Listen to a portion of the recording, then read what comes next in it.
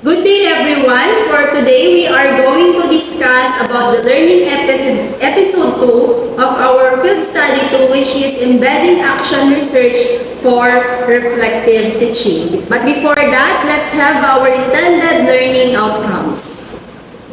At the end of this learning episode, I must be able to be familiar about action research as a reflective teacher and underscore the importance of doing action research. So let's have an overview on doing an action research. Every teacher is an action researcher. Everyone can do it. Teachers and students can do it together. This episode focuses on doing action research as one of the roles of the teacher. Every teacher should take interest to know how students learn, wants to make innovations in the curriculum, and desires to improve teaching practice. In order to achieve this, a teacher has to do action research on everyday practical problems. These problematic situations and observed discrepancies emerge between what is intended and what actually occurs in the classroom.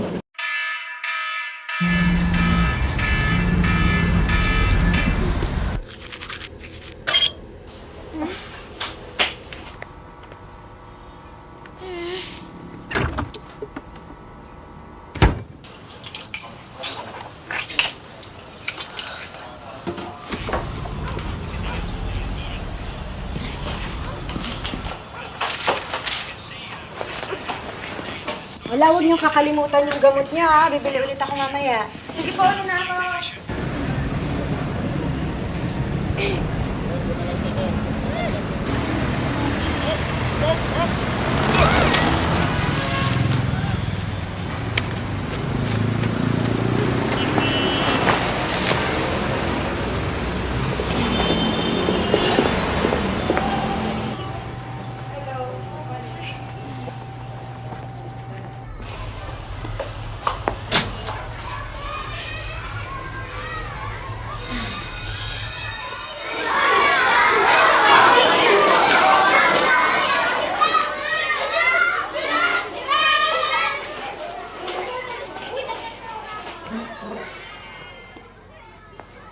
Good morning, class. Good morning,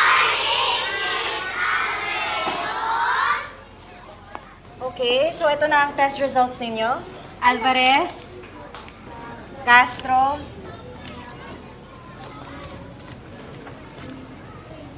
Cuenco.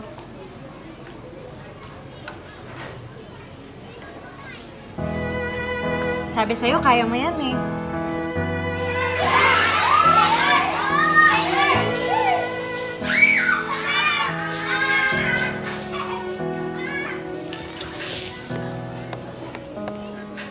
Teacher.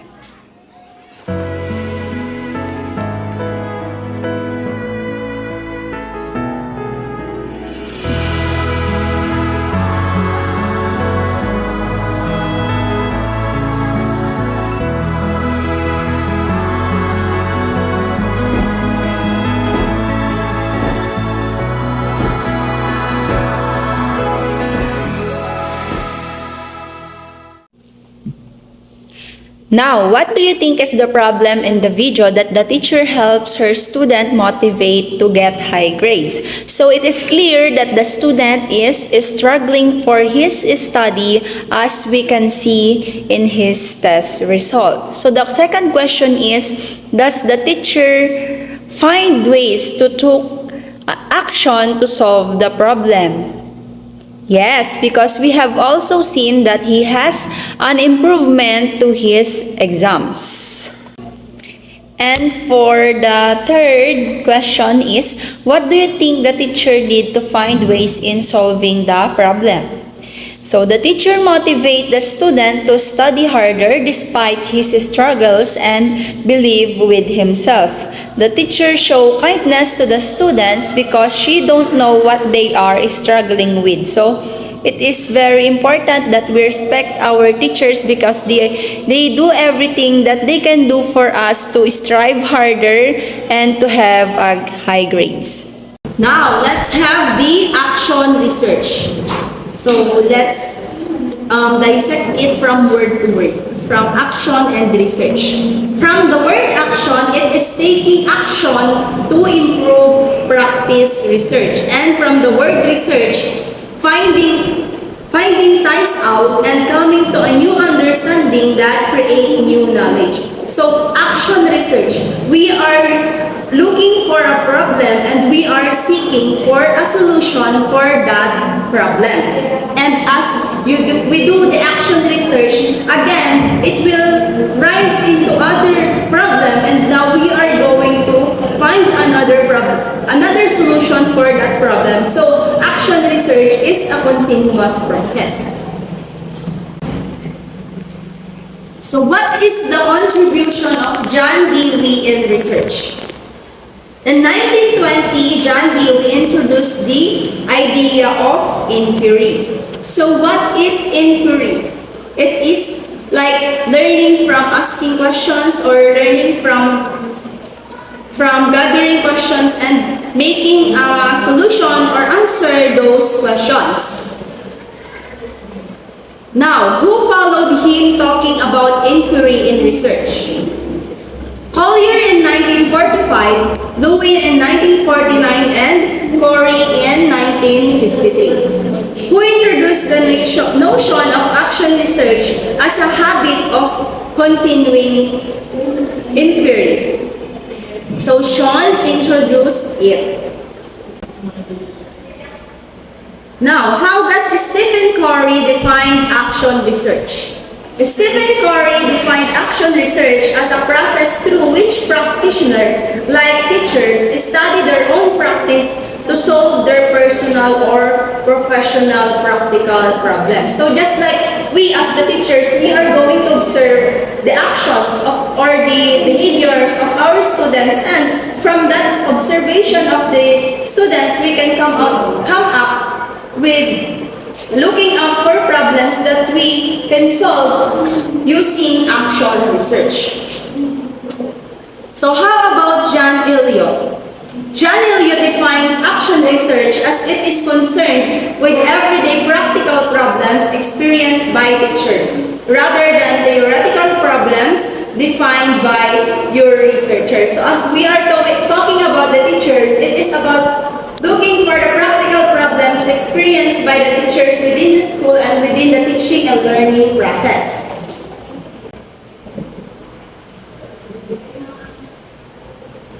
So how to start an action research activity? So it is to begin with a situation or issue. We cannot do action research without a problem or a certain area that we are going to have an action or we have going to find a solution. We cannot jump into a solution without the problem. So let's begin with a situation or issue or a certain topic that we need to address. Second, make a list of completed action research titles by teachers in the field. So these are the instructions. Make a library or online research or online search of the different completed action research titles conducted by teachers. Next is enter the list in the matrix similar to the one below that I will be showing to you later on. And then submit your list of 5 titles of completed action research studies to your mentor as reference. So this is the inventory of sample action research conducted by teachers. On the first row, list of completed action research titles, and on the other one is the author or the authors of that action research. For example, differentiated instruction in teaching English for grade 4 classes. And on the other side is the author, which is Mary Joy Alicia. Based on the activity on making a list of completed action research titles, let's find out what we have noticed by answering the following questions. So the first question is, what you have noticed about the action research titles? Do the action research titles imply problems to be solved? So below that is the question or the choices, yes or no. If yes, identify the problem from your title space provided. So if we answered no, it is no need to specify or to show or give your results. Or and the other side is my answer. Identified problem to be solved in title number. So you are going to state what title is that problem.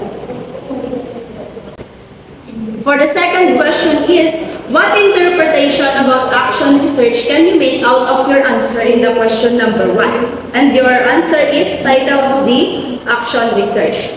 And for the third question is that, write the title and your interpretation of the study from the title. So you are going to construct your answer just like the example on the other side, which is from the title, I think the study is very complex and it is very hard to address, just like that. So, for the fourth question is, what do you think did the author or authors do with the identified problems as presented in the titles?